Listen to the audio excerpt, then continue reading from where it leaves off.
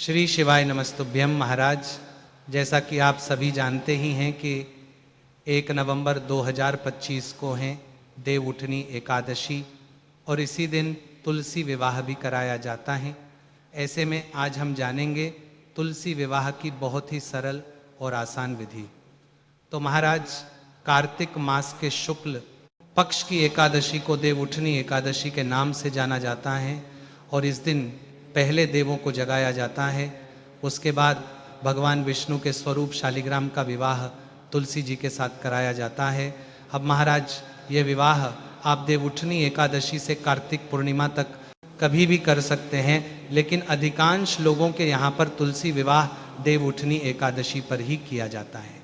तो महाराज, सबसे पहले तो आप अपने घर में जहाँ भी तुलसी विवाह कराए वहाँ पर अच्छे से साफ सफाई कर लें, झाड़ू और पोछा लगा लें, यानी कि अच्छे से पूजन स्थल को साफ कर लें।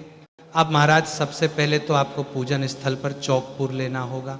चौक में आप अष्टदल कमल बना सकते हैं, सुंदर सी रंगोली बना सकते हैं, या फिर आप स्वास्तिक भी बना सकते हैं। तो आप चौक हल्दी से या आटे से भी पुर सकते हैं। अब महाराज, इसके बाद में एक चौकी बिछाए, चौकी के ऊपर आपको पीला वस्त्र बिछाना है और आप चाहे तो लाल भी बिछा सकते हैं। अब महाराज, इसके बाद आपने जो तुलसी जी का गमला लिया था इसे आपको चौकी के पास रखना है, चौकी के ऊपर नहीं रखना है बल्कि चौकी के पास रखना है। अब महाराज, आपको लेने हैं शालिग्राम जी। तो भक्तों, अधिकांश घरों में शालिग्राम जी नहीं होते हैं क्योंकि बहुत ही कम लोग सेवा करते हैं शालिग्राम की, क्योंकि शालिग्राम की जो सेवा है वो बहुत ही कठिन मानी जाती है, बहुत ही ज़्यादा नियम होते हैं। तो महाराज, यदि आपके पास शालिग्राम भगवान नहीं है तो आप विष्णु भगवान की कोई भी फोटो ले सकते, उनकी कोई भी मूर्ति ले सकते हैं और उन्हें आपको चौकी पर विराजमान कर लेना है। अब महाराज, इसके बाद आपको गणेश जी भी लेने हैं, क्योंकि कोई भी विवाह गणेश भगवान के बिना नहीं होता है। तो आपको गणेश जी को भी चौकी पर विराजमान कर देने हैं। अब इसके बाद आपको भाव रूप से पहले गणेश जी को, फिर भगवान विष्णु को, फिर तुलसी माता को जल का छींटा देना है।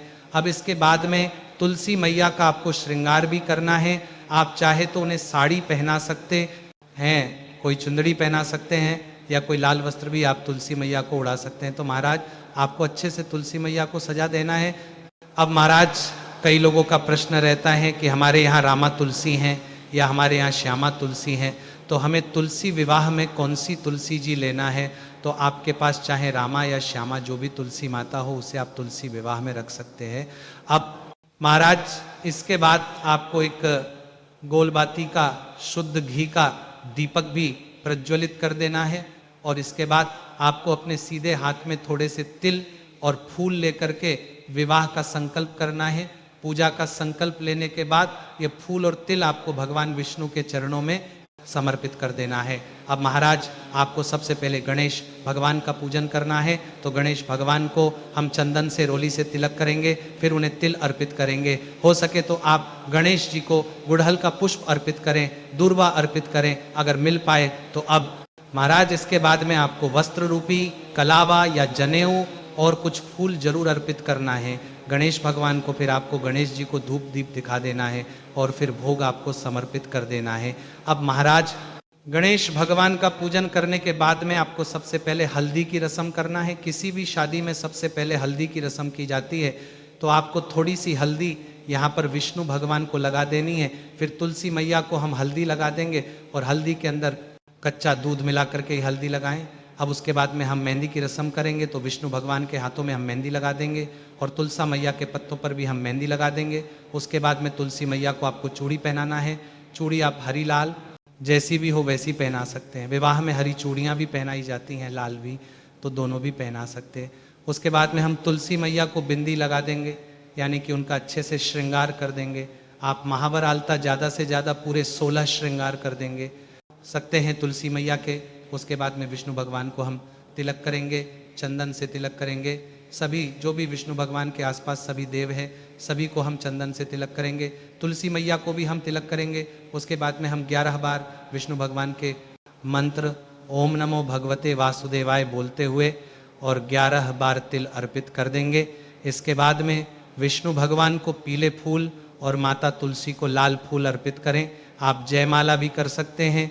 2 मालाएं ला करके पहले तुलसी मैया से छुआ करके विष्णु भगवान को पहनाएं, फिर विष्णु भगवान से छुआ करके उसे तुलसी मैया को पहनाएं। इसके बाद में हम गठबंधन करते हैं। तो गठबंधन के लिए हमें तुलसी मैया से कलावा धागा बांधकर इसे भगवान विष्णु तक लेकर के जाना है। इस प्रकार से आप गठबंधन कर सकते हैं। तो ये गठबंधन की रस्म हो जाती है। इसके बाद में हम भोग लगाएंगे। देखिए, विवाह में मिठाई जरूर बनती है, तो मिठाई का भोग लगाएं। कोई भी पीला फल आप अर्पित कर सकते हैं। यहाँ पर केले का भोग लगा सकते हैं। इसके अलावा सिंघाड़ा, शकरकंद और आंवले का भोग भी आज के दिन लगाया जाता है। भोग में तुलसी दल अवश्य डाल दें और इसके अलावा अपने घर में अच्छे शुद्ध सात्विक पकवान जरूर बनाएं, उसका भोग भी आप लगा सकते हैं। इसके बाद में हम फेरों की रस्म करते हैं। तो महाराज, आपने जो दीपक या अग्नि प्रज्वलित की थी, उसी को आपको भगवान विष्णु और तुलसी माता के सामने जिस तरह से आरती की जाती है उसी प्रकार से घुमाना है। 7 बार आपको इस दीपक को घुमाना है और इस तरीके से फेरों की ये रस्म पूरी हो जाती है। महाराज, आप चाहे तो तुलसी मैया के चक्कर भी लगवा सकते हैं। विष्णु भगवान को जैसे भी आपकी सुविधा हो वैसे कर दें। इसके बाद में हम मंगल सूत्र की रस्म करेंगे। तो विष्णु भगवान को छुआ करके हम मंगल सूत्र तुलसी मैया को पहना देंगे और यहाँ पर उसके बाद में भरी जाती है मांग विष्णु भगवान के हाथ से। ऐसे सिंदूर छुआ करके एक सिक्के पर आप चांदी का सिक्का भी ले सकते हैं। ऐसे मैया को हम सिंदूर अर्पित कर देते हैं। तो ये हो जाती है मांग भराई की रस्म। उसके बाद में एक जल का लोटा हम यहाँ पे रखते हैं और हाथ में तिल और पुष्प लेकर के तुलसी विवाह की कथा सुनते हैं। कथा सुनने के बाद में फूल विष्णु भगवान को अर्पित कर देते हैं और उसके बाद में हम आरती करते हैं। गणेश भगवान की आरती करेंगे, तुलसा मैया की आरती करेंगे और विष्णु भगवान की आरती करेंगे और अंत में क्षमा याचना करेंगे और प्रार्थना करेंगे और कुछ ना कुछ यहाँ पर दक्षिणा आप जरूर अर्पित करें। आप चाहे तो यहाँ पर वस्त्र भी अर्पित कर सकते हैं और आप चाहें तो यहाँ पर श्रृंगार की सामग्री भी भेंट कर सकते हैं। तो महाराज, ऐसे आप बहुत ही सरल तरीके से तुलसी विवाह घर पर स्वयं से कर सकते हैं। तो महाराज, ये थी तुलसी विवाह की बिल्कुल सरल और आसान विधि। यदि आपको ये जानकारी अच्छी लगी हो तो वीडियो को लाइक और चैनल को सब्सक्राइब करें और आप ये वीडियो कहाँ से देख रहे हैं ये कमेंट में ज़रूर बताएं।